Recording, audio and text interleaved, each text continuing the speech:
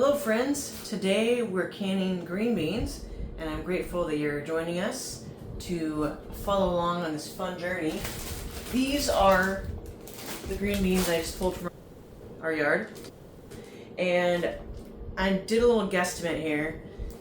Last year I discovered that about a gallon size bag makes 5 pints. So this is 2 almost full gallon bags. And so I am estimating that it's going to be 9 pints. So as we get it prepped to go, we'll see if I'm right or if I need to wash another jar and lid. So let's jump in. They're all washed, sitting on towels, drying, so I'm going to go ahead and get started on cutting them. I like to line up the edges so that I don't have to be chasing individual green beans. Cut off the ends, cut them in half, and I'm going to be taking in the ends and throwing them in a bowl to save the food scraps to put in our compost pile. We will just keep on chopping away till they're all chopped up. This part is relaxing, like the calm before the storm of the pressurizing process. The pre-work does take a while, but oop, missed one. It's worth it. I didn't mention these are Blue Lake green beans, which is my husband and Mike's and my favorite kind. We had a combination of Blue Lakes and Kentucky Wonders last year, and we didn't know what we didn't know. Kentucky Wonders have the strings in them, so in the processing you have to pull the strings out of each one, which adds a lot more time to your processing, which I found to be distasteful. And honestly, we thought the taste of the Blue Lake was better in our opinion anyway. So if they're less work and they taste better, then that's a winner in our book.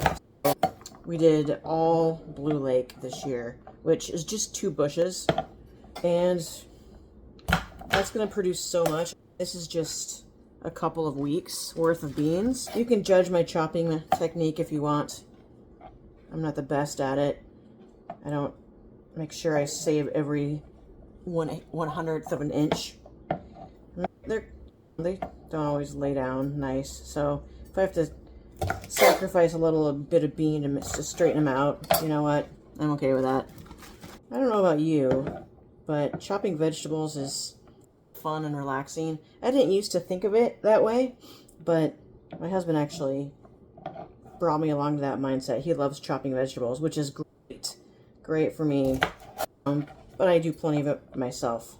It's just relaxing to line them up and be smug about the tasty food that you're going to have on your shelves for months to come.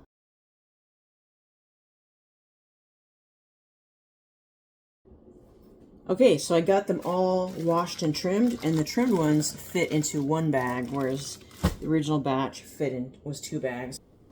Now we move on to the next step. Before we get too far into the process, I just want to show you the canner I'm working with. This one was from my husband's grandma. It is a steam liner.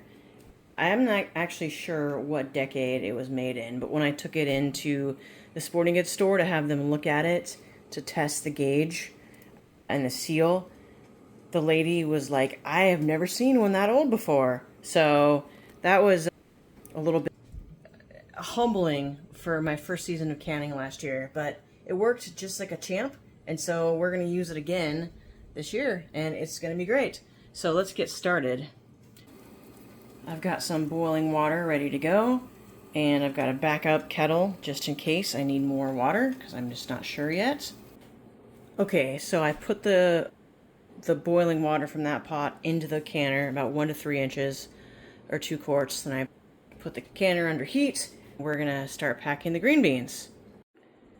I've got jars sitting in hot water. My little container isn't big enough, but some hot water with the rest of them. I'm gonna start loading the green beans into the jars. We're supposed to leave about 1 inch of head space, so we're going to do that, and then once those are all full, we are going to top it off with hot water. And remember, I guessed that it would be 9 pints, and we're about to see how close my guess was. This is a little intimidating, not going to lie. I put off canning for quite a few years because I was too intimidated to try it.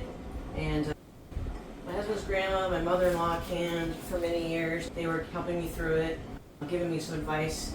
They gave me their old books that came with this canner and then some old books from Grandma. Last summer, basically, I just got tired of putting it off. We had all this produce that we were using as much as we could, and then the rest of it was getting wasted or given away. And I was just tired of wasting produce, so I just decided it's time to bite the bullet and go for it. And so we did, and it was great. I canned green beans a couple of rounds last year, and I made some broth. I am making a huge mess here. That's okay. I'm trying to multitask. Not a good idea. I think I'm going to be just right on the money. 9, which is amazing. Love when a plan comes together. I had to pause to ask ChatGPT about stacking cans. I've never done 2 rows of cans before, so I'm also looking at the instructions while doing this and trying to film, which is a very poor plan. So we're going to proceed to add this boiling water to these jars and hopefully not scald ourselves. What an adventure. Alright, let's do this thing. Okay. Hopefully you can see this.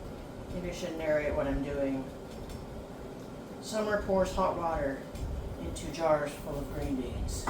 Hoping that the tea kettle is going to be ready any second, because I may not have enough hot water from this little deal to fill all of these. Oh, look at that! Tea kettle, just in time. I'm not a super pro canner, as you can tell. I've only done this 3 or 4 times with some green beans last season and some broth. So if you want to judge me, I guess you can. No one's stopping you. Make mistakes with me.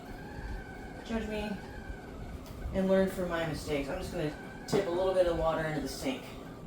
So if you are considering canning and you're watching this and you haven't canned yet and you're intimidated by it, I'm right there with you. I get it. I was there. I put it off for too long. Once I got into it, I realized that it is a little intense at first. There's a lot of steps to follow, but once you do it, it's really not as bad as you think it's going to be. So I'm putting the rings on here. You just want to get those finger tight. Set them on there. These jars are a little warm. This is a little tighter than I want. This is a little fussy. By the way, I did check all these jars before I packed them to make sure there were no nicks in them. One of them did have a nick, so I set it aside. This one's dead to me. It has a nick. It's nice to have everything you need ahead of time. Just set these in here. Not too close together. You don't want them touching. A 6 in the bottom. I'm going to grab the other 3 and stagger them. Alright. I don't need to show you the painstaking process. You get the idea. Okay, so sadly, I just learned that this ancient canner is not quite tall enough. I had these stacked in there nicely, and the lid won't shut with the second layer. So, lesson learned. Boo. We're just going to go with the 6 pints in there. Alright, putting the lid on. Closed. Come on, baby. I have to refer to my little manual here. Unlocked closables, you can be sure petcock is open. Petcock is open. Alright. Now we wait for steam to appear. And it's going to take a few minutes. This manual, look at this. This is the original manual that came with this thing, which is probably 80 years old. So, it smells like an 80-year-old book with stains, but you know what? Books are great. I usually do recipes online, but books are like the good old days. It's a physical thing to have. It's nice to have when you're cooking. They're the ones that didn't make it in. Like I said, I used this for the first time last year, and I got a new gauge and a new ring on it, and so it was fine. And then I took it in. I went to a canning class last month, and I had the lid tested again for pressure. And just after a handful of uses, and with a fresh gauge, it's off by a pound. And this recipe with green beans, you do it up to 10, but it's off by.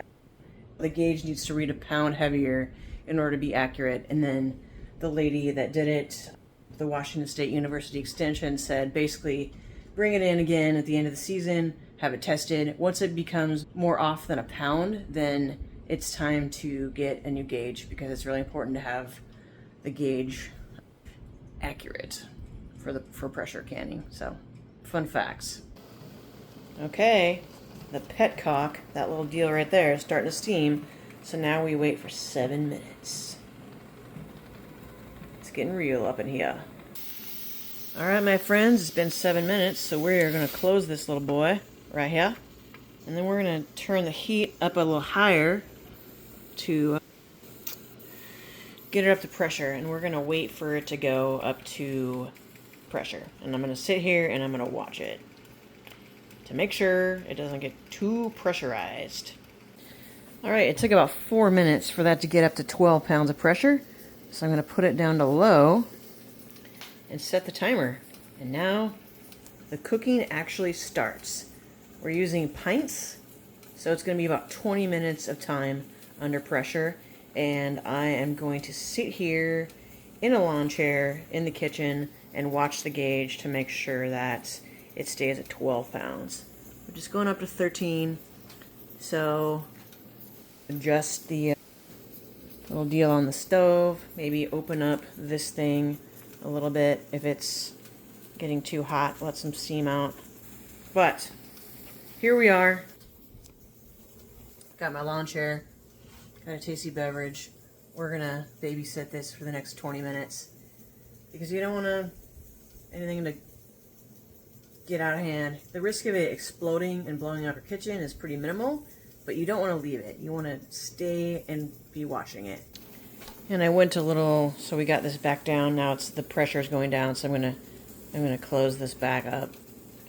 So we want to keep it at 12 pounds. So this was actually dropping in pressure, so I'm adjusting the heat a little bit to get it back up to 12 pounds. Okay, back in business. So the heat is going back down a little bit. As much as it'd be nice to just chill and go do something else in a different room, can't do it. Gotta keep an eye on the pressure. Okay, time's up, so we're gonna turn off the heat. I'm gonna wait for this to come down to 0 pressure. Alright, the pressure is down to 0, so I had opened up the petcock back up, and it's letting out all the steam. So we can open this up here in a couple minutes. So the pressure is down, we've released the petcock, so it's cooling. I'm gonna open this bad boy up. Apparently it's harder than it looks to open this thing. There we go, here we go. And we're gonna open the lid away. Woo! Hot steam, hot steam. That's why you open the lid away. If that hot steam would have gotten in my face, that would have been bad. Whee! Immediately throw a towel over these for a minute. You can see the boiling in there. Come on in here and look at the beans are boiling in there. Oh yeah. Booyah. Booyah. We're gonna cover that for a minute. And we'll check back in a second.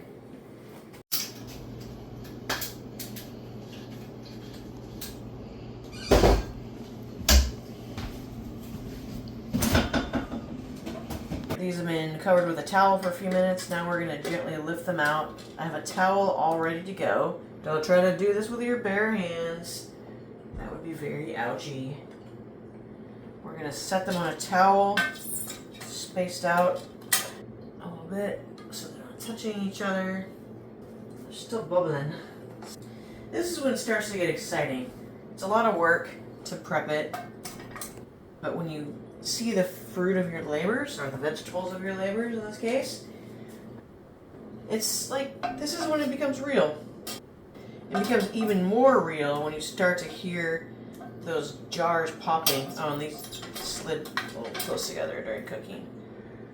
Alright, and then we're going to cover them with a towel because they can't be exposed to drafts, so we're just going to let them sit for about 16 to 24 hours, I think is what it is.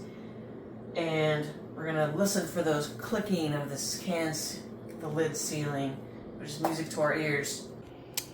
All right, keeping these away from draft, and here comes the big reveal. Oh yes, look at those pretty little babies. Those are gonna look good in my pantry. Canning is a bit of work, but it's worth it, my friends.